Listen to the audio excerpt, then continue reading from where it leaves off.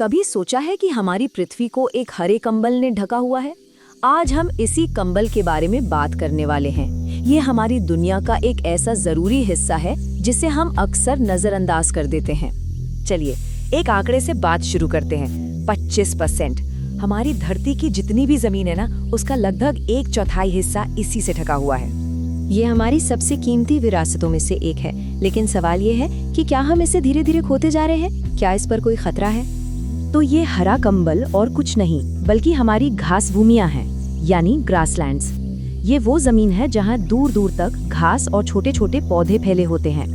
ये वो जगह है जहां गाय, भेड़, बकरियों जैसे जानवर चरते हैं। और ये सिर्फ खाली मैदान नहीं है। सोचिए, अफ्रीका का मशहूर सवाना, वो भी एक घास भूमि है। यहाँ पेड़ भले ही कम हो, पर बायोडाइवर्सिटी मतलब तरह तरह के जीव जंतु और पौधे बहुत ज्यादा होते हैं।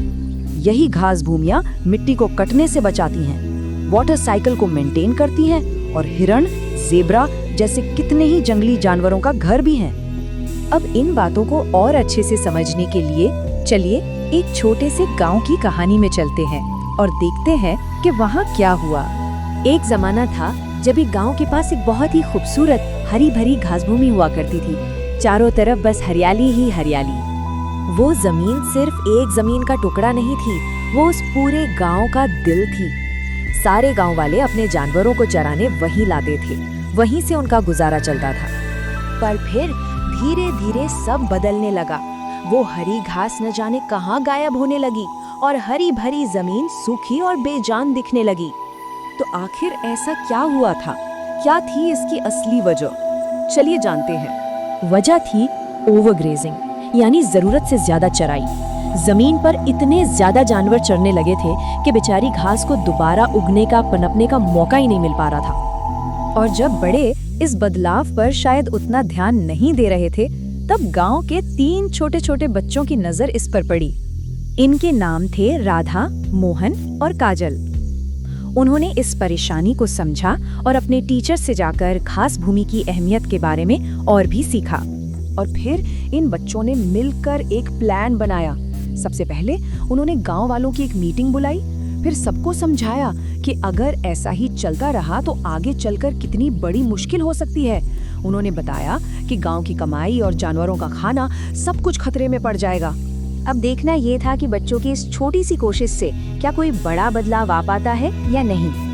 देखिए, शुरुआत में तो कुछ लोगों ने बच्चों की बातों को हल्के में लिया, ज्यादा ध्यान नहीं दिया, लेकिन इन बच्चों ने भी हार नहीं मानी। वो लगे रहे, उन्होंने पोस्टर बनाए, पेड़ लगाए और हर किसी को प्यार से समझाते रहे कि बदलाव क्यों जरूरी है। और आखिरकार उनकी मेहनत रंग लाई। सारे गांव वाले एक नए तरीके के लिए मान गए। तरीका ये था कि जानवरों को अलग अलग हिस्सों में बारी बारी से चराया जाएगा और साथ में नई घास भी लगाई जाएगी। और नतीजा? अरे नतीजा तो कमाल का था। कुछ ही महीनों के अंदर वो सूखी जमीन एक बार फिर हरी भरी हो गई, लहलहा उठी। गांव के ही एक बुजुर्ग ने कितनी अच्छी बात कही, इन बच्चों ने हमें सिखाया कि प्रकृति की देखभाल करना कितना जरूरी है। ये कहानी सिर्फ एक गांव की नहीं है, इसमें हम सब के लिए एक बहुत बड़ा सबक छिपा है। तो हम क्या कर सकते हैं? देखिए, हमें घास के मैदानों को बचाना है, चराई को कंट्रोल में रखना है, नई घास उगाने की कोशिश करनी है और हाँ, अपने आसपास साफ सफाई रखनी है। और क्या बिल्कुल नहीं करना है? ओवरग्रेजिंग नहीं करनी, घास भूमि को खेती की जमीन में नहीं बदलना, कूड़ा कचरा नहीं फैलाना और आग तो बिल्कुल नहीं लगानी।